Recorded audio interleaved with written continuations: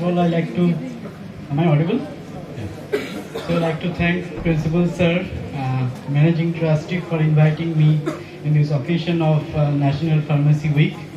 And today I will discuss on a topic that is impurity in drug substance or in drug product. So just before going into the topic, we have to understand what is the drug substance and what is the drug product. What is the difference between these two terms? To be very precise, drug substances are those which are bulk drugs.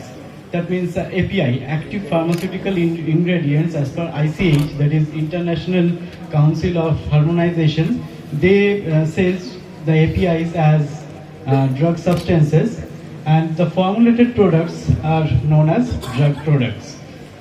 Okay, so these two terms we will use frequently in this discussion. Now, what is introduction of impurities? So first of all, we have to know what is the definition of impurity. So any chemical moiety in drug substance that are not active ingredient, as simple as that. Any chemical moiety in drug substance that are not the active ingredient. For an example, take this paracetamol. So to reduce our elevated body temperature, we do take paracetamol. So this is the structure of paracetamol. But along with paracetamol, when we are taking 4-para-aminophenol and 4-para-nitrophenol, these two are impurities because these two are not required to reduce our elevated temperature of body. So this is nothing but impurity. So any chemical moiety, these two chemical moiety, they are not the part of the active ingredients. That's why they are regarded as the impurity. Now, we cannot avoid impurity from the drug substance or from the drug product. We cannot avoid. Impurities will be there in the drug substance or in the drug product. But how long, to what extent we can allow to be present in our drug substance or drug product, that is nothing but the controlling of impurities. Okay. Now, why we need to control our impurities? To ensure safety of the patient. Suppose the previous example you take the paracetamol. Now the paracetamol also contains para-aminophenol, which may have some different pharmacological activity which is not required. So it will produce some adverse effect in our body. Okay, so it will reduce patient safety. So to ensure patient safety, we have to control the impurities. Second thing is that drug efficacy. When the concentration or the percentage of impurity is more in our drug substance or in the drug product, the active ingredient will definitely be reduced. So to reach the pharmacological activity, we need a certain level of concentration of that particular drug in our body. So it will not achieve until and unless impurity will be less in that particular drug substance or drug product. So next point is the same, protects against toxic effect and adverse reactions. Okay, there are various regulatory frameworks are available which controls the guideline, which gives the guideline to control the impurity in our pharmaceutical substance or product. First one is ICH Q3A. This is for the impurities in new drug substances, that means in the new bulk drugs. Next one is the Q3B, is the impurity in the new drug products. Third one is the QC3, which deals with the residual solvents. What is that? We will come later. And fourth one is Q3D, it deals with the elemental impurity. USP also has two different general chapters which describes how to control impurities. General chapter 476, that is control of impurity in drug substance or drug product, and USP 1086, that is impurities in drug substance or in drug product. Our IP also is having one chapter, I think chapter 5, general chapter 5 is deals with the impurity in drug substance. So next thing is the classification of impurities. So first class of impurities is organic impurities. So what are organic impurities? So they are also regarded as the process related impurities. So how does it come? It comes from the unreacted starting material. Okay. So we are synthesizing aspirin. তোমরা ল্যাবে aspirin synthesis করেছো? Hello, ল্যাবে aspirin synthesis হয়েছে তোমাদের? কেউ করোনি? করেছো? কি করে করে? দেখেই বলো। Okay, so salicylic acid is reacted with acetic anhydride to form acetyl salicylic acid, right? Now, so salicylic acid when reacts with acetic anhydride, it forms aspirin or acetyl salicylic acid. Suppose you consider 98 or 97% of starting material, that is acetyl salicylic acid, is only converted to the aspirin or acetyl salicylic acid. So 3% of this starting material, that is salicylic acid, is not converted into the acetyl salicylic acid or aspirin. So this 3% will be mixed with the finished product aspirin. So this starting material salicylic acid will act as an impurity. So unreacted salicylic acid will act as an impurity in this process. So as this impurities, that is unreacted starting material impurity, comes from the manufacturing process. So this impurities are also known as process related impurities. Okay, am I clear? Now the next one, go through the next reaction. This is the formation of metronidazole. Metronidazole use key. What is the use of metronidazole?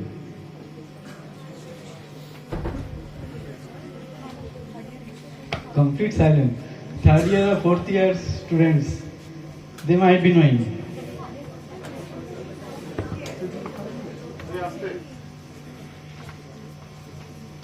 Okay, whatever.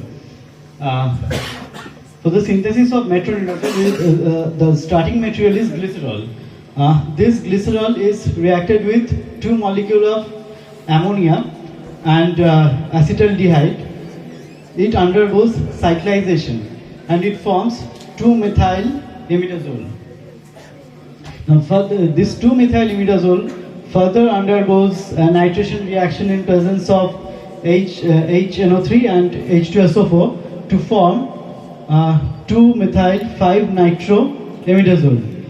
This 2-methyl-5-nitro-imidazole with reaction with 2-chloroethanol forms this metronidazole. Okay, so now in between the formation of this glycerol to metronidazole, there are two intermediate steps. Okay, so first one is this 2-methyl-imidazole, and the next one is after the nitration 5-nitro-2-methyl-imidazole. Okay, suppose you consider during reaction either this or this intermediate is not totally converted into metronidazole. So some amount of intermediate will be remaining in this metronidazole, right? So impurity will come from this unreacted intermediate. Okay, so this process related intermediate, one of the process related impurity is intermediates, and this is the way how does the intermediate comes as an impurity in the final product. Next, degradation product.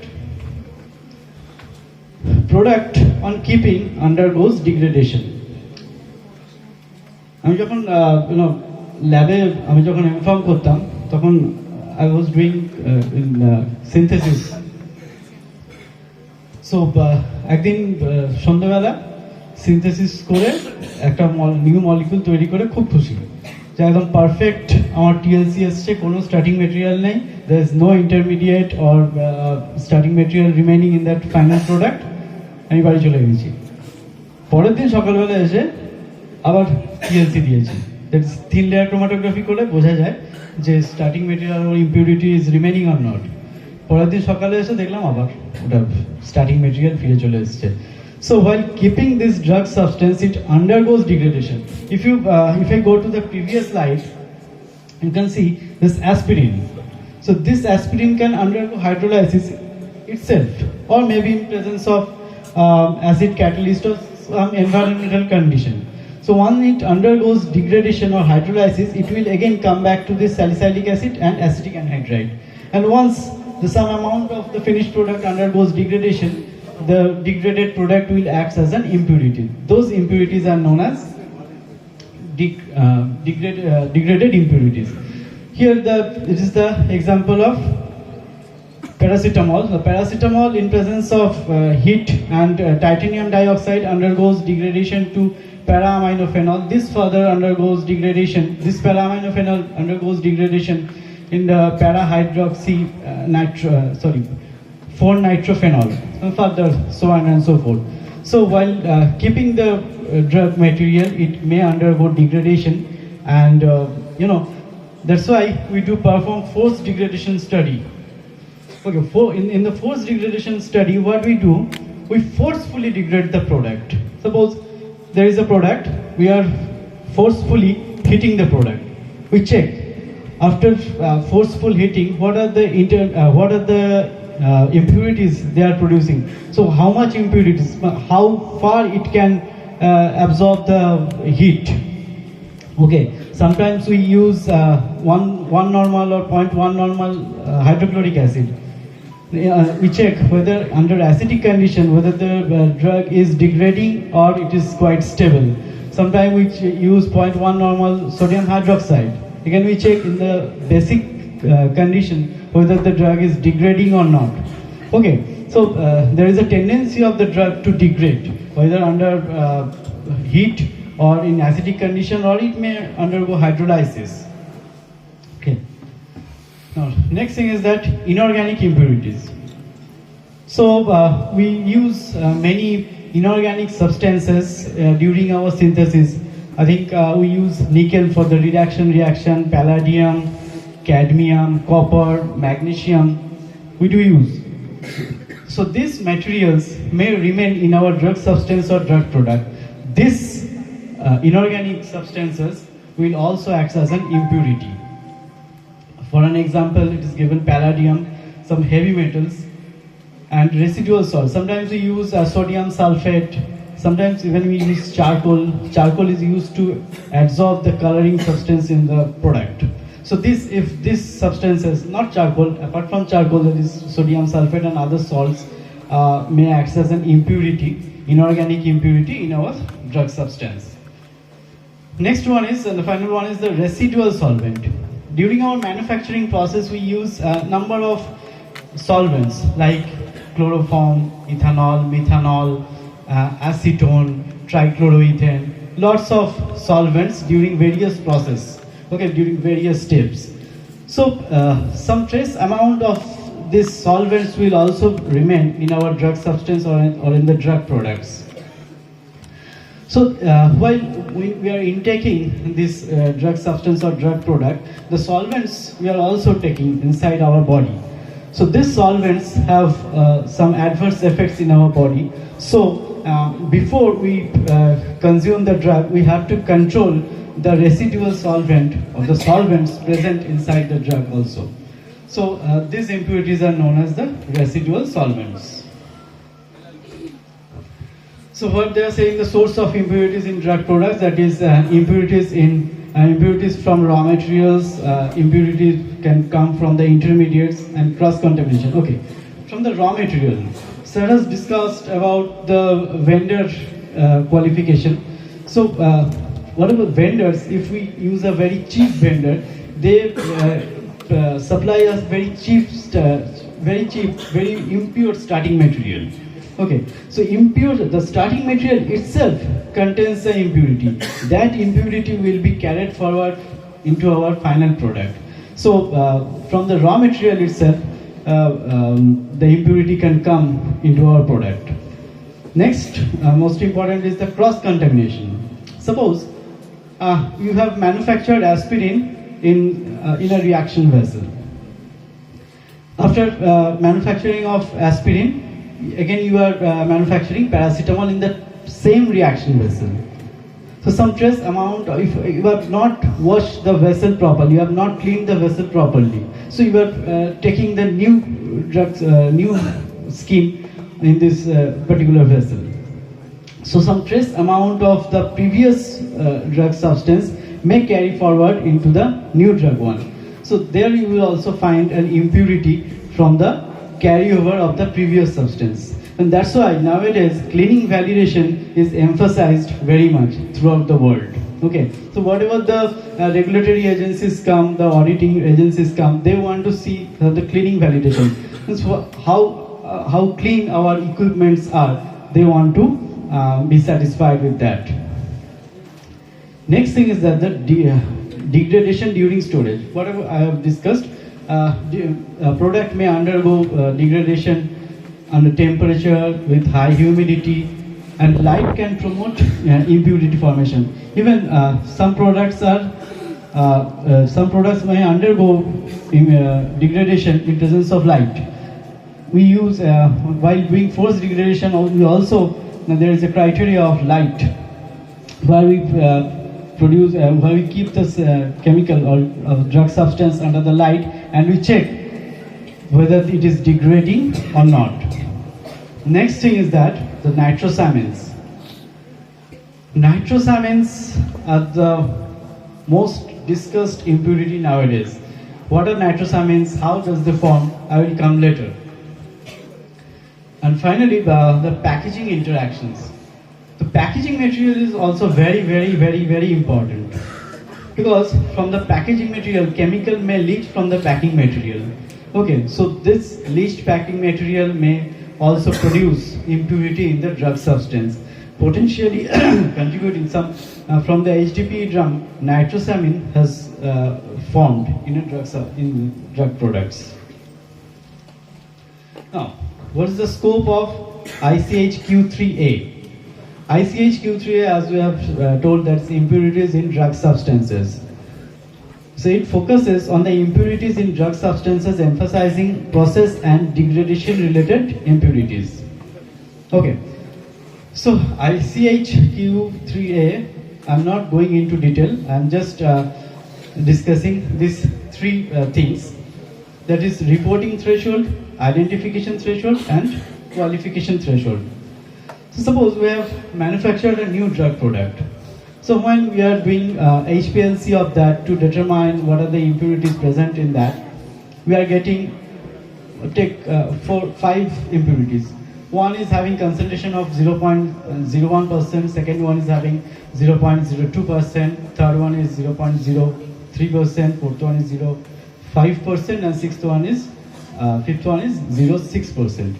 Now, while reporting, we only report the 0.05% impurity and 0.06% impurity, because as per ICH-Q3A, if the dose of the drug is 2 gram per day or less than 2 gram per day, the reporting threshold is 0.05%. That means the reporting threshold is above which or equal to which we will report the impurity. Below that, we just can't leave. Whether it may be present, but we can leave. Okay, so as per ICH, reporting threshold is 0.05%. Now, identification threshold. So we are getting an impurity 0.09%, 0.08%, it's okay, we are just reporting, there is no problem in that. Now, once the impurity is reaching a concentration of 0.10%, if the dosage of the drug is less than 2 grams per day, then we have to identify the impurity. So that particular is known as identification threshold. Now, what do you mean by identification? Identification is nothing but the characterization. We have to isolate the impurity, we have to check what is the structure of that impurity. So we have to know whether which impurity is coming above or above 0.10%. Now, If the impurity is coming more than 0.15%, then we just can't let it leave it for identification and leave. We have to qualify the impurity. What do you mean by qualification? Qualification is nothing but the toxicological study, and we have to check what extent we can consume that impurity. Okay, so this is all about the reporting threshold, identification threshold, and qualification threshold as per ICH Q3A. Next one is ICH Q3B. So ICH Q3B addresses the impurity concerns in the drug product with limit based on the dosage and toxicity. Drug product means the formulated product. See, the threshold in case of reporting threshold in case of ICH Q3B is 0.1%. In case of ICH Q3A, it was 0.05%. In ICH Q3B, it is increased to 0.1%. Now, the identification threshold in case of ICH Q3D, it is saying that 0.02 to 0.5%. Qualification threshold is up to 1% with a risk assessment. Okay, with the risk assessment, we have to qualify the impurities.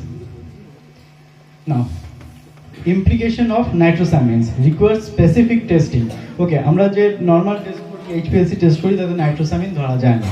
Okay, so nitrosamine requires testing for nitrosamine requires specific testing for nitrosamines due to its carcinogenic risks even at tolerance level.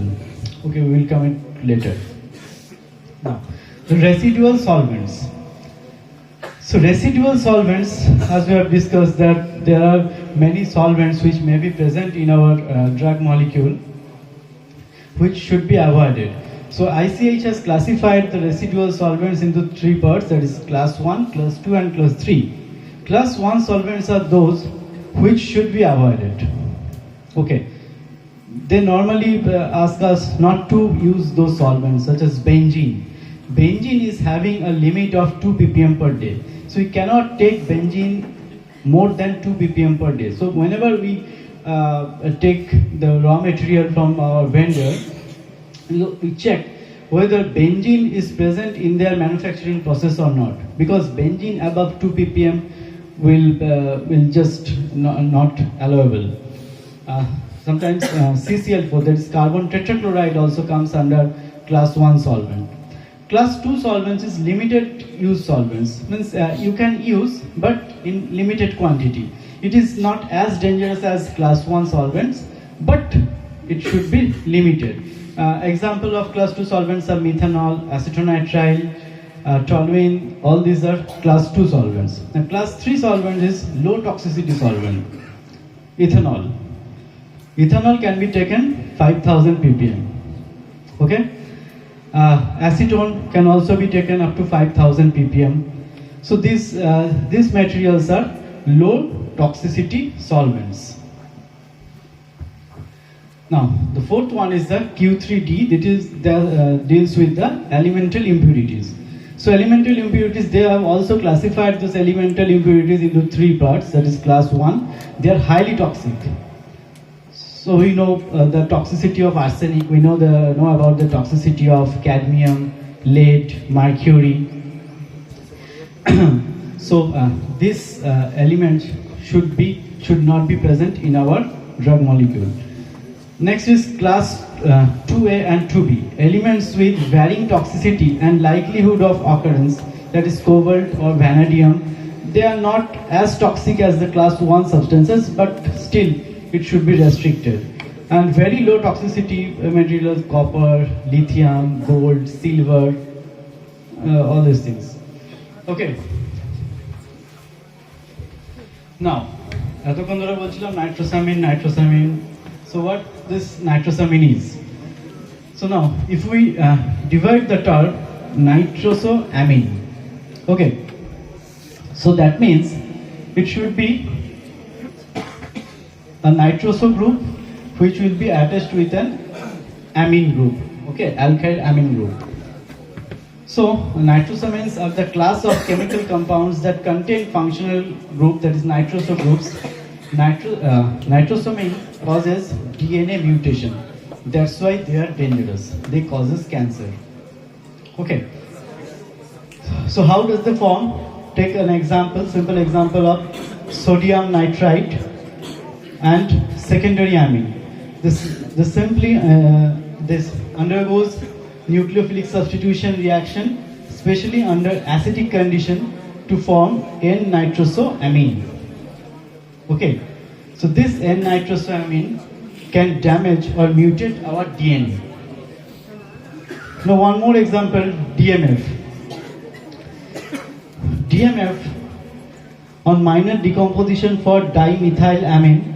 So this dimethylamine reaction with sodium nitrite forms N-nitroso-dimethylamine. This N-nitroso-dimethylamine is a very popular nitrosamine which is being tested, that is NDMA.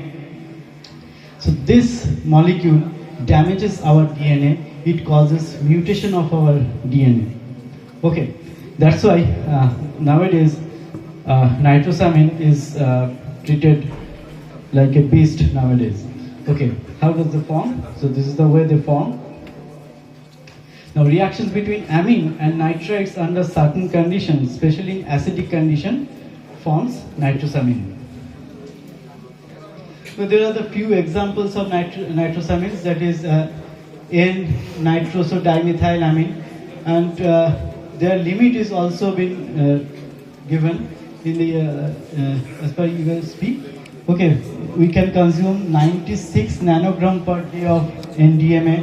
We can use N-nitroso-diethylamine 26.5 per day, and so on and so forth. You can see among I think 36 or 34 nitrosamines has already been identified. Among them, first 9 are the cohort of concern. They call it cohort of concern because they only they mainly hampers they damages our DNA, and they are cohort of concern. So whenever we file a DMF, we always test its nitrosamine impurity presence or not, whether nitrosamine impurity is present in it or not.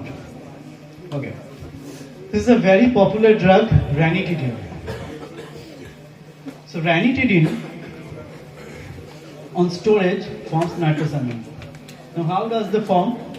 So there is a secondary tertiary amine, and it reacts with nitrite groups in the same molecule. So ranitidine is having amine along with nitrite. This amine reacts with this nitrite and form nitrosamines on storage. And as it forms, the nitrosamine formed due to molecular instability. So highlights the stability testing of the protective monitoring of nitrogen containing drugs. So whenever the drug contains nitrogen, we have to do its stability study. We have to monitor whether it is forming nitrosamine or not. So ranitidine kintu amader bazare ekhon nishiddho hoye geche because of this nitrosamines. Okay, but ami dokane gele ঝুড়ি ঝুড়ি ranitidine বিক্রি হতে দেখি। আমি কাউকে দেখিনি যে ranitidine খাওয়ানো কমিয়েছে। Okay, analytical method to determine the impurities. First one is the high performance liquid chromatography, that is separates organic impurities and qualifies them at low levels. Second one is gas chromatography. Gas chromatography is basically used to check the residual solvent present in the drug substance or drug product. Then mass spectroscopy is required to test nitrosamines, and to characterize the material we use NMR, that is nuclear magnetic resonance. Okay, for structural elucidation we use NMR. Now, how to control or how to minimize the impurities in drug substance, that is process control strategies. Now ensures the condition to prevent the formation of nitrosamines such as pH. We have seen that nitrosamines are mainly found in acidic pH. So if we can maintain our pH a little bit neutral or in basic condition, then there is a very less chance of formation of nitrosamine. If we don't use reagent nitrites, we can use some other scheme where nitrates need not to be used, or where amines need not to be used, can synthesize the same drug, then we can avoid nitrosamines. Second thing is the use of high purity reagents. If our reagents are highly pure, then there is a very little chance of formation of impurity from the raw material. The storage and packaging control. We should store our drug substance properly so that it doesn't undergo hydrolysis or degradation. Regular quantitative monitoring. Using validated analytical methods to detect nitrosamine and other impurities in routine. Not only nitrosamines, to check whether the drug is stable or not, we do perform stability study every 3 months, 6 months, 9 months, 12 months, 18 months, and so on. Okay, we check whether on keeping the material or the drug substance, whether it is stable or not. Once we find it's not stable, then we maintain their expiry date. Okay, case studies of nitrosamine in drug products. We have seen one is ranitidine. One more popular recall is the valsartan. When nitrosamines are found in valsartan product in 2018, NDMA and NDEA nitrosamine products are found in valsartan. So what was the outcome? The regulatory limit established for nitrosamine and widespread recalls. সারা পৃথিবী থেকে ভ্যালসার্টেনকে recall করা হয়েছিল। All the valsartan has been distribute throughout the world. তখন কোম্পানিকে কি করতে হয়েছিল না, সেগুলোকে রিকল করতে হয়েছিল। এটা খুব বাজে, ঠিক আছে। তো same way ranitidine was also recalled for the same reason. Okay, so that's all about my impurity story.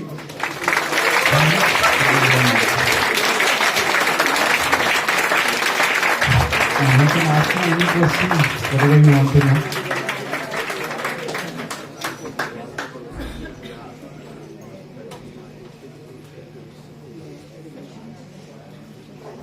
Okay, thank you.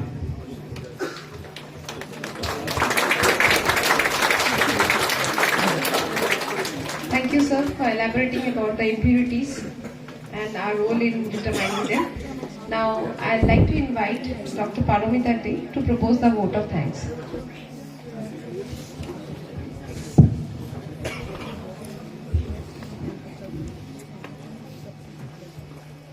So, both the sessions were excellent. Myself, Dr. Paramita Dey, Professor of Bengal School of Technology, extend a heartfelt thanks to our CEO sir, Mr. Dilip Kumar Mandal, our Managing Trustee, Mr. K.C. Mandal, and Mr. Shaunak Mandal. Without their support, this program could not be a successful one. Thanks to our principal sir, Dr. P. Suresh, whose leadership and guidance has always paved the way to success.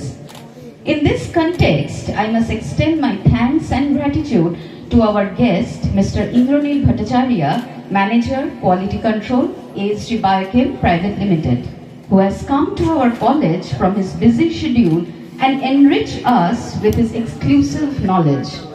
He has focused light on the revised Schedule M, which includes different important criteria and parameters like cleaning validation, SOP, change control, maintenance, vendor audit, and so on. I also extend my thanks to Mr. PRABUDDHA BASU, Executive Quality Control, ASG Biochem Private Limited, who has discussed an upcoming important topic related to impurities in drug substances and products.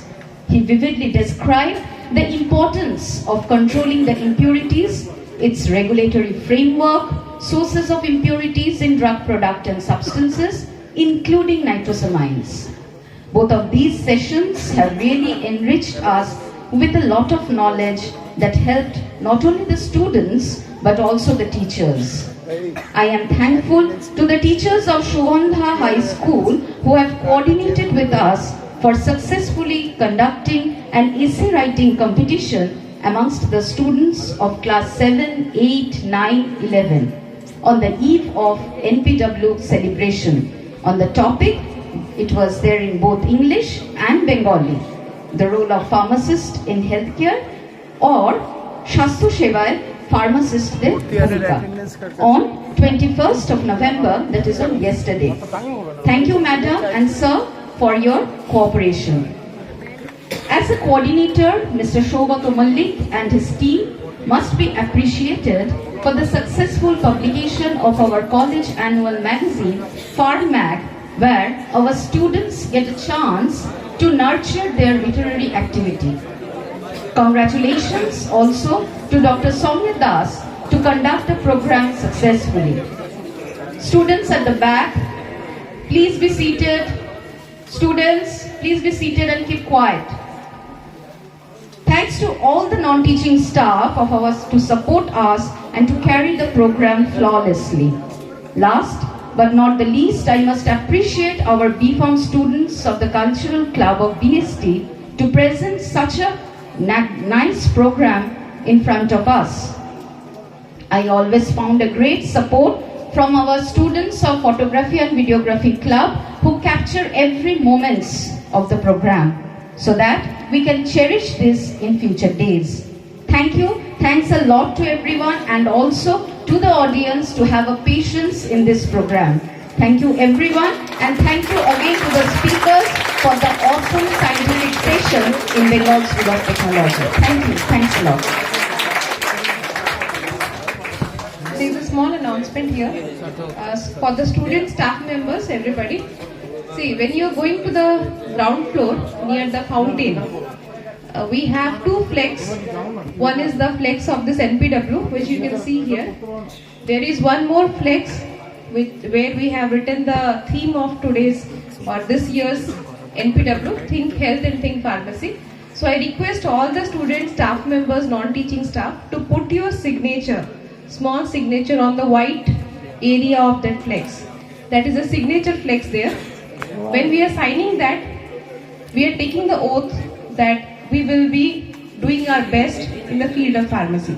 So while going, all the students, staff members, teaching, non-teaching, please put your signature on the white flex which is attached to the notice board. So now this is the end of today's program. I request all of you to please stand up for the national anthem.